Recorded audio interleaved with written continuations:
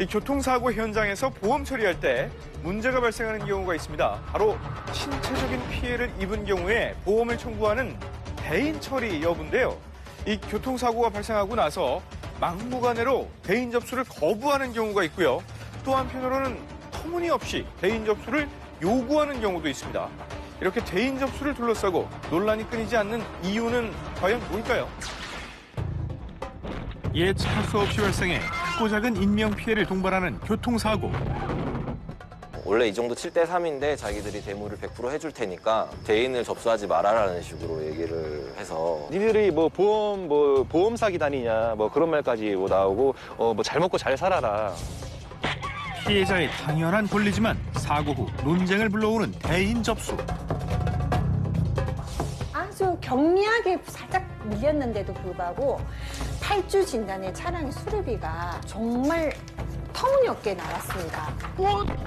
끊이지 않는 대인 접수 분쟁, 그 불편한 진실을 취재했습니다. 안녕하세요. 지난 9월 교통사고를 당하고 사고를 처리하는 과정에서 황당한 일을 겪었다는 한 제보자. 제가 여기 3차선을 가고 있고요.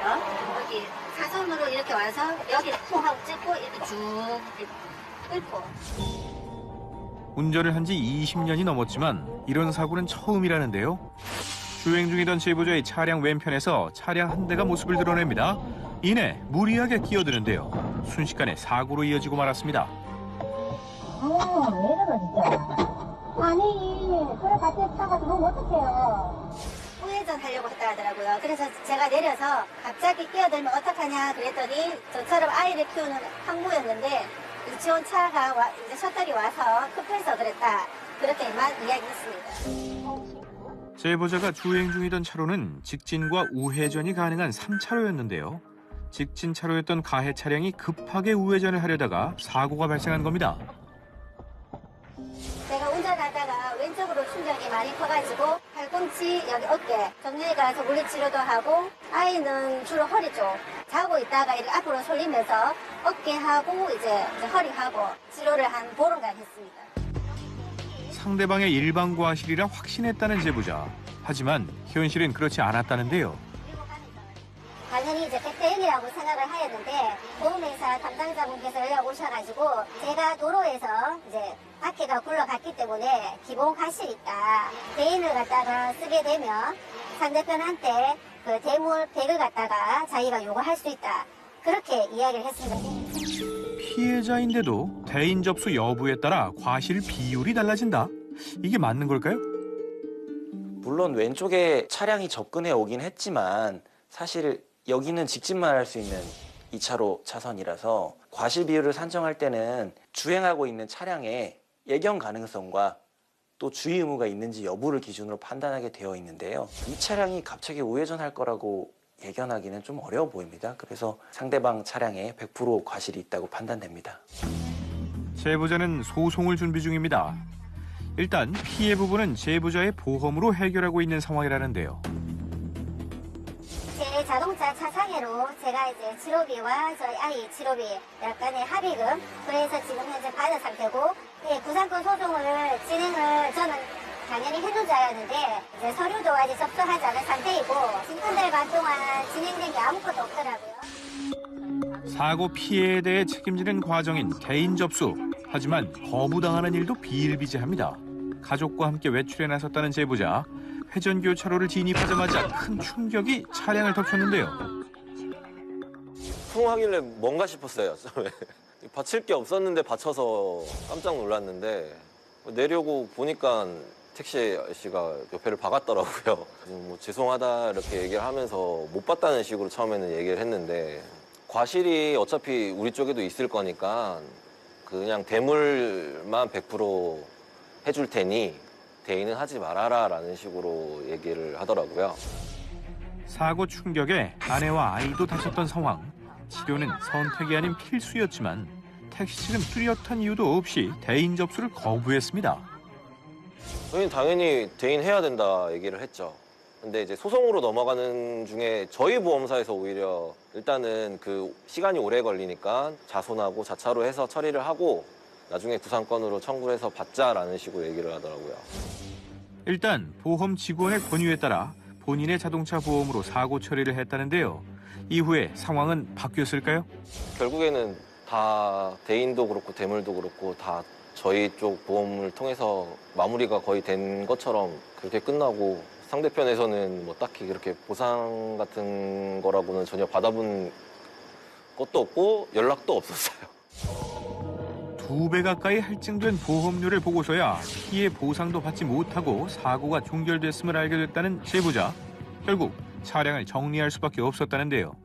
솔직히 저희 같은 사람들이 뭐 보험을 잘 아는 것도 아니다 보니까 그냥 저희 보험이 시키는 대로 하면은 당연히 될 거라고 생각하잖아요. 나중에 받을 수 있다라는 식으로 얘기를 하니까 아, 그럴 수 있구나라고 생각하고 그냥 넘어갔죠. 대인 접수를 거부당할 경우 피해자가 대처할 수 있는 방법은 없을까요?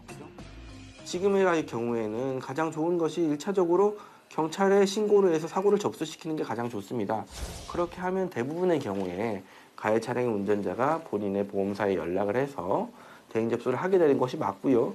만약에 그렇지 않는다라고 하면 자기 보험으로 일단은 치료를 한 다음에 보험사에서 상대방 가해자에게 구상 청구를 하는 방식, 그리고 최악의 경우에 자비로 치료를 하시고 그리고 나서 이제 상대방에게 스스로 청구하는 방식, 이런 것들이 있겠습니다.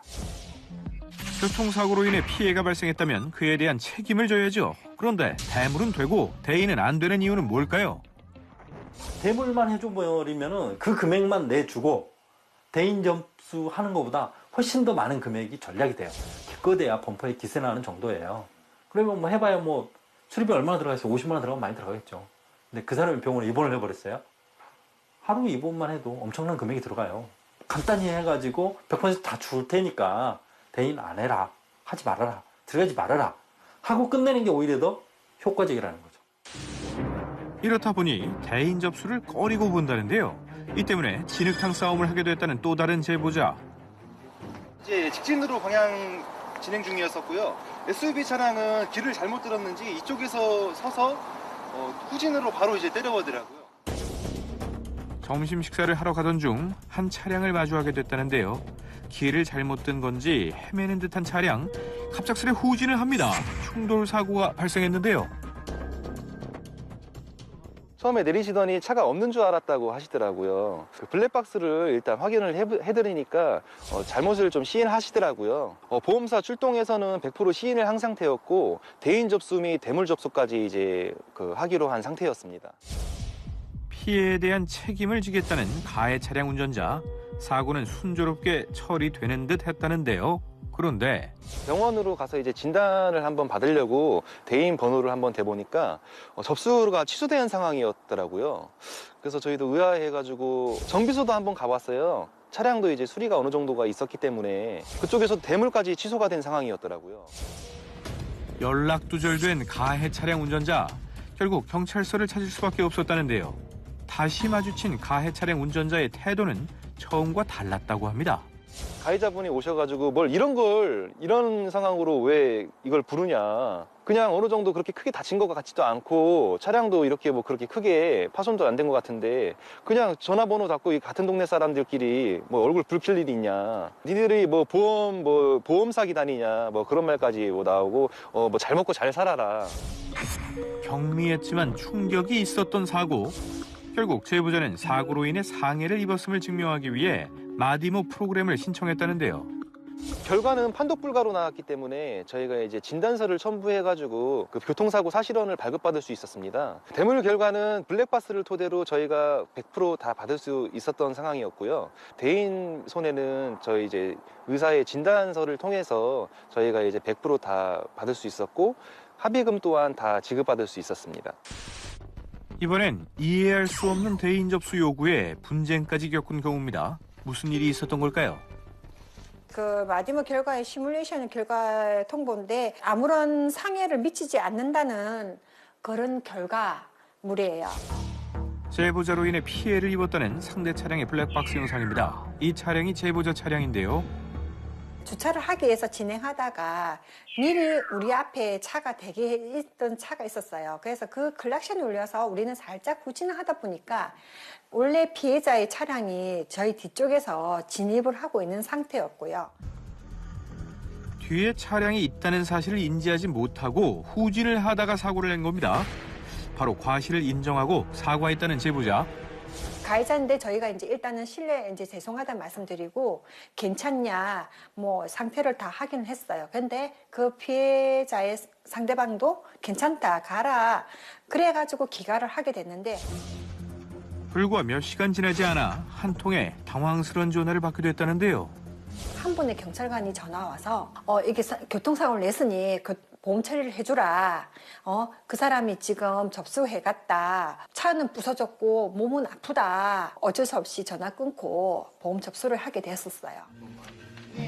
경미했던 사고에 비해 다소 과도한 차량 수리를 청구했던 피해 운전자. 그런데 그보다 황당했던 건 따로 있었습니다. 피해 운전자가 8주 진단서를 받아온 겁니다.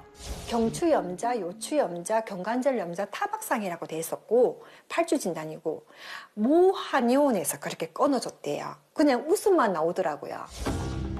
경찰서를 찾아가 마디모 프로그램을 신청했다는데요. 해당 사고로 인해 상해가 유발될 수 없다는 결과를 받았습니다. 그렇다면 이후 사고 처리는 어떻게 됐을까요? 그 전에 마디모 결과가 나오기 전에 치료비 한 거에 대해서는 이렇게 치료비가 아직 환수 처리가 안 되고 있어요. 그에 대해서 불만이 좀 있습니다. 매년 마디모 프로그램을 신청하는 운전자는 급증하고 있는 상황. 이번 제보자도 대인 접수로 인해 마디모를 신청했었다는데요. 차들이 여기 단부차가 아마 있더라고요. 그래서 뭐 사고 났나 해서 저도 모르게 쳐다보면서 브레이크에서 발이 뗀 것 같아요. 그래서 차가 약간 밀리면서 그 차를 사고 직전의 블랙박스 영상입니다. 도로 옆에 주차된 이 차량들을 보다가 앞 차량의 후미를 추돌하고 만 건데요. 순간의 방심이 불러온 사고였습니다. 상대방 분이 어떻게 해줄 거냐 하더라고요. 그래서 보험 처리해야 된다겠죠. 그러더만 이제 차 상태 보고 미세한 이제 하고 하니까 기분 나쁘다는 표정을 하시면서 그냥 저한테 이제 알았다고 가라갔더라고요. 차선 흔적은 이게 전부였는데요. 제보자의 차량 번호판에 찍힌 겁니다. 그리고 며칠 후 연락을 취해왔다는 피해 운전자. 차주분이 차는 안 고치고 대인으로 신청해 주라고. 그래서 제가 이제 대인으로 신청했죠. 제 차 블랙박스를 보니까 충격도 미미하고 너무 억울하더라고요. 그래서 마디모 프로그램에다 제가 신청을 했어요. 그 담당 경찰관도 이분 너무한다고 이 정도는 마디모 신청하면은 될 것 같다 해서 저도 마디모를 신청했거든요. 전치 2주의 진단을 받은 피해 운전자. 마디모 결과는 어떻게 나왔을까요? 3주 후에 나왔더라고요. 그분이 70이 됐어요, 나이가. 그래서 고령으로 그럴 수 있음으로 나왔어요. 미세한 부분 가지고 마디모 신청하신다 한다 하면은 저는 좀 말리고 싶어요. 결국 제보자의 보험으로 치료비와 합의금을 지급했고 사고에 대한 범칙금까지 납부해야 했습니다. 이용하는 빈도수가 매우 폭증을 하고 있습니다. 근데 사실 마디모 프로그램이라는 게 개별적인 상황을 고려했다기보다는 이제 통계화된 수치만 가지고 시뮬레이션을 돌려보는 거기 때문에 그 자체가 신빙성이 있다고 보기는 좀 어렵고요. 오히려 주치의가 판단했을 때 이 환자가 치료가 필요하다는 소견이 밝혀지면 이 소견이 마디모 프로그램보다는 우선해서 객관적인 증거로 활용되는 경향이 생겼습니다. 즉, 마디모 프로그램을 대인 접수 여부를 판단하는 기준으로 남용해서는 안 된다는 겁니다. 교통사고로 인해 피해를 입고도 대인 접수로 애꿎은 손해를 입을 뻔했다는 또 다른 제보자를 만났습니다. 사진에는 여기서부터 이렇게 오고 있었고 파란불이었습니다. 근데 저쪽은 신호등이 없는 상태였는데 저쪽에서 이렇게 오고 저랑 이렇게 운전석 쪽으로 바로 이제 사고가 났었던 현장이었습니다. 주행 중이던 제보자에게 위협이 들이닥친 건 교차로를 지나던 찰나였습니다. 소로에서 차량 한 대가 빠르게 다가오더니 피할 틈도 없이 큰 충격이 제보자의 차량을 덮쳤는데요. 충돌 후에 보시면 바로 이쪽으로 가해자 차량은 이쪽에서 멈추고 저는 바로 이쪽 앞에서 다행히 멈추게 되었습니다. 통행 우선권이 있던 제보자가 사고 피해자인 상황. 그런데 사고 처리를 하면서 대인 접수 문제가 논란이 됐다고 합니다. 저는 한 명이었고 이제 상대편 쪽은 이제 5명이었는데 이의를 좀 제기를 했었습니다. 제가 우리는 한 명이고 과실 비율도 누구나 봤을 때 이쪽이 더 크다라고 생각을 했는데 3명을 접수해버리면 나의 할증은 어떻게 되냐. 일단은 거기서 접수를 한 상태이기 때문에 이거는 접수 들어온 거에 대해서 일단은 처리를 먼저 해야 된다. 할증 같은 경우에는 꽤 많이 들었습니다. 제가 한 68만 원 정도 원래 냈었는데 약 115만 원 정도까지 이렇게 치솟았었고요. 당시 사고에 대한 과실 20%를 떠안아야 했던 제보자. 그로 인해 손해가 발생했던 겁니다. 약 한 5개월 지난 후에 그 공판까지 가서 승소를 했습니다. 승소를 해서 결국은 저희는 과실 비율 0, 그쪽 과실 비율은 100으로 해서 결과는 이제 0대 100으로 이렇게 끝났었습니다. 교통사고 처리 과정에서 민감한 사안이 돼버린 대인 접수. 사고에 대한 피해 청구는 운전자의 권한임에도 분쟁까지 일어나는 이유는 뭘까요? 대인 접수하고 관련되는 게 보험사가 있고, 그 이제 조사를 해야 되는 또 다른 이제 그 경찰이라든가 공공인력이 있는 거고, 그 다음에 또 하나는 의료 관련된 병원이 있는 거고, 그 다음에 피해 당사자. 아프면 가고 안 아프면 안 가면 돼요. 결국 원인 조사라든가 이런 게 한꺼번에 딱 뭉쳐져 가지고 잘 굴러가야 되는데 한 군데에서 삐끄덕하니까 계속해서 이용하려고만 계속해서 흩어져 버리다 보니까 이 상황이 된 거죠. 결국 자기 본분만 제대로 지키면 됩니다. 사고 위험에 항상 노출돼 있는 운전자들, 누구나 가해자 혹은 피해자가 될 수 있습니다. 이때 가해자는 사고를 회피하지 않고 피해자는 피해에 맞게 정당한 보상을 받는다면 애꿎은 피해나 분쟁은 점차 줄어들지 않을까요?